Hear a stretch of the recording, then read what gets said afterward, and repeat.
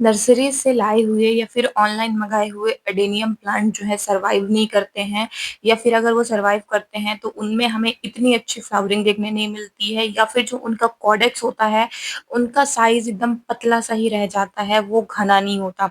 So hello friends, welcome back to my channel. तो nursery से लाए हुए जो एडेनियम्स होते हैं या फिर हम ऑनलाइन जो एडेनियम मंगाते हैं, उनका अगर आप चाहते हो कि उनका कॉडेक्स कुछ इस तरह हो, यानी उनका कॉडेक्स एकदम वाइल्ड ग्रो करे, कॉडेक्स इतना मोटा हो जाए कि वो हमारे हाथ से ना उठे, हमारे हाथ में ना आए, उनकी ग्रोथ इतनी सुपर फास्ट हो जाए, तो ये चीज कैसे होगी और उनमें एकदम भर भर के बंचेस में फ्लावरिंग आए, फ्लावरिंग भी कभी खत्म ना हो, तो ये चीज कैसे होगी। तो इस वीडियो में आज मैं यही आपके साथ शेयर करने वाली हूँ कि अडेनियम को अगर आप नर्सरी से लाते हो तो वो कौन सी गलती है जो हमें बिल्कुल नहीं करनी है, जिससे जो हमारा अडेनियम है ना ही कभी फ्लावरिंग करता है, ना ही उनका जो कोडेक्स होता है वो इतना अच्छा मैच्योर बन पाता है, और ना ही वो सरवाइव कर पाता है। वैसे अडेनियम को सरवाइव कराना ही एक बहुत बड़ा टास्क होता है।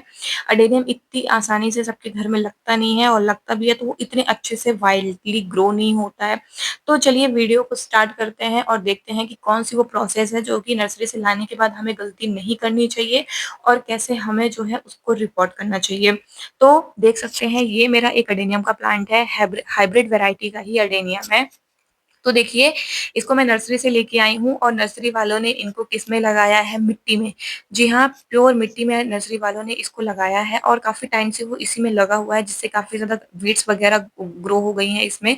और जो पॉट है उसकी भी कंडीशन आप देख सकते हैं कितनी मतलब बेकार है, एकदम सड़ चुका है पॉट। तो ये देखिए, अभी क्या करना है कि हम इसको रिपोर्ट करने वाले हैं। अभी तो इसको, पहले तो कोई भी प्लांट आप लेके आए तो कम से कम 2 से 3 दिन तक आपको अपने घर में ऐसे ही रखे रहने देना है, जहां भी आप अपने अदर प्लांट्स को रखते हो। तो मैंने क्या किया है, 3 से 4 दिन तक इसको ऐसे ही रख दिया था नॉर्मल, जहाँ मेरे सारे के सारे प्लांट्स हैं। अब क्या करूंगी, अब मैं करूंगी इनको रिपोर्ट। तो रिपोर्ट करने से पहले भी कुछ प्रोसेस होते हैं जो कि हमें फॉलो करने पड़ेंगे। तो देखिए, यहाँ पे लिया है मैंने एक बाल्टी, बाल्टी में ले लिया है मैंने पानी, और देखिए जितनी भी मिट्टी है इनको पूरा हमें निकाल देना है, साफ कर देना है, क्योंकि मिट्टी में अडेनियम कभी भी इतना अच्छा मोटा कॉडेक्स हो ही नहीं सकता। अगर आपको बहुत अच्छा कॉडेक्स चाहिए तो उसके लिए एक बेस्ट पॉटिंग मीडिया चाहिए, जो कि मैं आगे आपको वीडियो में बताऊंगी। तो उससे पहले का प्रोसेस क्या है कि आप कभी भी अडेनियम लाएं या फिर ऑनलाइन ऑनलाइन मंगाएं तो आप उसको इंस्टेंटली कर सकते हो, क्योंकि वो ऑलरेडी 5-6 दिन के ट्रेवलिंग में आता है, वो थोड़े शौक में रहते हैं। लेकिन आप नर्सरी से ला रहे हो तो पहले 3 से 4 दिन के लिए उसको एज इट इज रहने दीजिए। उसके बाद हमें क्या करना है, हमें जो मिट्टी है उसको पूरा रिमूव करना है। तो सबसे पहले क्या किया है, मैंने पूरा ही गमले को अच्छे से मिट्टी सहित निकाल लिया है। ये देख सकते हैं आप, मतलब कितना प्लांट जो है रूट बाउंड भी है, काफी ज्यादा जो रूट्स हैं वो निकल चुकी हैं। तो हमें क्या करना है, सबसे पहले हमें इसकी पूरी मिट्टी को क्लीन करना है। तो उससे पहले मैं क्या करूंगी कि मैंने इनको डाल दिया है पानी में 1 से 2 घंटे के लिए, जिससे इनकी जो मिट्टी है वो पूरी निकल जाएगी, फुल जाएगी। हाँ, आप इस पानी में थोड़ा सा फंगिसाइड पाउडर भी आधा चम्मच जरूर डाल दीजिएगा। फंगिसाइड पाउडर डालने से क्या होगा कि इसमें कोई भी फंगस वगैरह नहीं लगेगा। अब आपको 2 से 3 घंटे ऐसे ही छोड़ देना है, और छोड़ने के बाद जब 2 से 3 घंटे हो जाएंगे, उसके बाद हमें क्या करना है कि इसकी पूरी मिट्टी निकाल देनी है। पूरी मिट्टी अच्छे से निकाल के ऐसे ही शेड में आपको रख देना है पूरी एक रात के लिए, कि ये ड्राई हो जाए।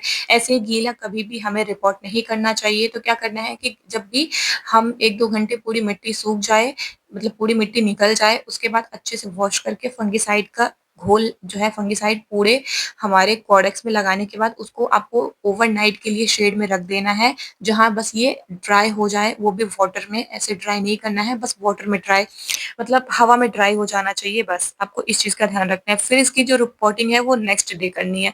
तो चलिए, अब मैं क्या करूंगी, इसको अच्छे से पानी में डाल दिया है, अब ये सूख जाएगा। पानी में डालने के बाद पूरी मिट्टी निकल जाएगी। उसके बाद फिर मैं आपको दिखाती हूँ कि इसको ड्राई करना है, और ड्राई करने के बाद इसको कैसे रिपोर्ट करना है, कैसे पॉटिंग मीडिया बनानी है। तो अगले दिन हमें क्या करना है, मैंने इसको 12 से 13 घंटे रख दिया था ऐसे ही ड्राई होने के लिए। देखिए, ये अच्छे से ड्राई हो चुका है, ऐसे ही हवा में ही जो है ये ड्राई हुआ है, बिल्कुल भी कोई भी रूट्स वगैरह खराब नहीं है। अगर आपको लगता है कि कोई रूट्स वगैरह खराब है, या फिर किसी रूट्स में फंगस वगैरह लगा हुआ है, तो आप उसको कट करके फंगिसाइड पाउडर लगा के फिर इसको रिपोर्ट करिएगा।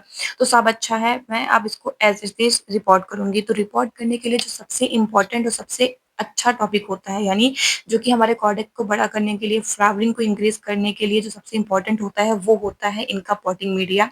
तो सबसे पहले बहुत से लोग क्या करते हैं कि मिट्टी यूज़ करते हैं। मिट्टी हमें बिल्कुल भी यूज़ नहीं करनी है। अगर मिट्टी आप यूज़ नहीं करोगे, तो इसमें बहुत अच्छे से ग्रोथ होगी। तो चलिए बता देती हूँ कि हमें यूज़ क्या करना है। तो सबसे पहले सबसे सस्ता पॉटिंग मीडिया अगर बताऊँ, तो वो है हमारा सैंड। हाँ, मैंने ली हुई है बालू। बालू के बाद हमें लेना है कम से कम 40% बालू लेनी है, 20% के करीब आपको वर्मी कंपोस्ट लेनी है और 10% के करीब आप राइस हस्क ले सकते हैं या फिर 10% के करीब आपको लेना है कोई भी कंकड़ पत्थर का मोटा पार्ट, जैसे बजरी है, आप उसका यूज़ कर सकते हो, सिंडर है, आप उसका यूज़ कर सकते हो। मैंने यहाँ पे 1 मुट्ठी के करीब जो हमारे राख होती है, उसका यूज़ किया है फंगिसाइड पाउडर की जगह पे। अगर आपके पास फंगिसाइड नहीं है, तो आप राख का भी यूज़ कर सकते हो। हल्दी पाउडर का यूज़ कर सकते हो, नहीं तो 1 से 2 चम्मच आप अ, फंगिसाइड डाल सकते हो, ये ऑप्शनल है तो ठीक है, फंगिसाइड पाउडर ज़रूरी है, लेकिन ये चीज़ें ऑप्शनल है, हल्दी हो गया, राख हो गया या फिर अगर आपके पास नीम खली है, तो आप थोड़ा-सा नीम खली भी डाल सकते हो, जिससे क्या है इसमें फंगस वगैरह बिल्कुल भी ना लगे। फंगस से ही जो हमारा प्लांट होता है, वो खराब हो जाता है और फंगस से ही आपको अपने प्लांट्स को बचाना है। तो ये देखिए जो पॉटिंग मीडिया है हमारा रेडी हो चुका है, इस पॉटिंग मीडिया में जो प्लांट्स है वो एकदम 2x की स्पीड में बढ़ता है, खासकर बारिश के मौसम में, तो बहुत ही अच्छा पॉटिंग मीडिया बनाने की ज़रूरत है। अगर आप एक भी दाना मिट्टी का नहीं यूज़ करोगे, तो प्लांट्स इतना अच्छे से ग्रो होगा, जितना ही अच्छे से उनमें फ्लावरिंग होगी और उससे भी ज़्यादा उनका कॉर्डेक्स बढ़ेगा और जो अडेनियम होती है, उसकी जो खूबसूरती होती है, वो कॉर्डेक्स से ही होती है। अब हमने पॉटिंग मीडिया तो बना लिया, उसके बाद हमें जो आता है मेन चीज़ वो आता है पॉट सिलेक्शन का। तो अगर आप सैलो पॉट ले रहे हो तो कोई बात नहीं है, सैलो पॉट भी आप यूज़ कर सकते हो। लेकिन अगर सैलो पॉट नहीं है तो आपको कुछ इस तरीके का पॉट लेना है जिसकी ज़्यादा ना ही लंबाई हो और ना ही ज़्यादा चौड़ाई हो। चौड़ा पॉट आप यूज़ कर सकते हो लेकिन जो उसकी डेप्थ होती है, जो उसकी लंबाई होती है वो ज़्यादा नहीं होनी चाहिए। तो आप देख सकते हैं मेरे पास ये जो पॉट है वो 1 हाथ का है, मतलब 5 से 6 इंच इसकी जो लंबाई है वो है, चौड़ाई मैं बोल सकती हूँ 7 से 8 इंच है, लेकिन इसकी जो डेप्थ है वो 7 भी नहीं है, 5 6 इंच है। ऐसा आपको पॉट लेना है, अच्छे से ड्रेनेज होल कर लेना है, उसके बाद जो भी आपने पॉटिंग मीडिया बनाया है उसको फिल कर सकते हैं। अगर आपको लगता है कि आपके पास छोटा पॉट नहीं है, पॉट आपके पास बड़ा है, तो आपको और कुछ नहीं करना है। अगर आपका पॉट थोड़ा बड़ा भी है, तो नीचे जो पॉट है उसमें आप कंकड़-पत्थर भर सकते हैं। या फिर आपके पास जो थर्माकोल बॉक्स हो थर्माकोल जो होते हैं, थर्माकोल के 1 से 2 इंचेस तक थर्माकोल को आप डाल दीजिए, जिससे क्या है कि ज़्यादा पॉटिंग मीडिया नहीं लगेगा और ना ही ज़्यादा प्लांट्स को कोई भी दिक्कत आने वाली है। मतलब पॉटिंग मीडिया कम डालना है, ऐसा आपको रखना है और अगर इतना छोटा पॉट है, तो फिर आप पूरा पॉटिंग मीडिया फिल कर सकते हो।